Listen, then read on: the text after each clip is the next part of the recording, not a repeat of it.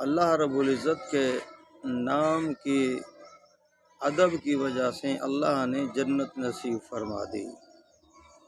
امام احمد ابن حنبل رحمۃ اللہ علیہ کے دور کا ایک لوہار تھا، اور امام احمد ابن حنبل رحمۃ اللہ علیہ کا پڑوسی تھا۔ وہ لوہار کا کام کرتا تھا، لوہے کا کام کرتا تھا۔ تو اس کی عادت تھی جب وہ کام کر رہا ہوتا تھا تو جو ہی آذان ملتی، اللہ کا نام آتا، تو وہ فوراً ہی ہتھوڑا وغیرہ اس کو زمین کے اوپر گرا دیتا تھا۔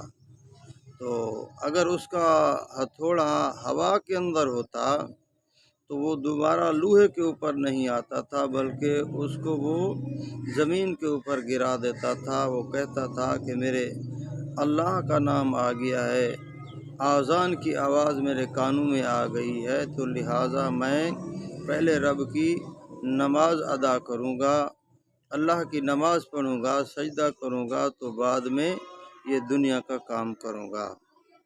تو اس کی زندگی اس طریقے سے گزر رہی تھی، تو موت آ گئی، قبر کے اندر چلا گیا۔ تو کسی کو خواب کے اندر ملا اور اس نے دیکھا کہ یہ جنت کی سیر کر رہا ہے۔ تو وہ پوچھنے لگا آپ کا کون سا عمل ہے جس کی وجہ سے اللہ نے آپ کو جنت نصیب فرما دی ہے، آپ جنت کی سیر کر رہے ہیں، خوش ہیں؟ تو وہ کہنے لگا جب آذان ہوتی تھی تو میں آذان کے احترام میں اپنا کام چھوڑ دیتا تھا اور اللہ کی نماز ادا کرتا تھا، اذان کا، اللہ کے نام کا احترام کرتا تھا، تو اللہ رب العزت نے مجھے جنت نصیب فرمائی ہے۔ آئیے میرے بھائیوں، یہ اللہ کے نام کی برکت ہے۔ آخر ایک دن ہم نے دنیا کو چھوڑ کر جانا ہے، ایک دن ہم اس دنیا کو، اپنے گھروں کو چھوڑ کر قبر کے اندر جانا ہے۔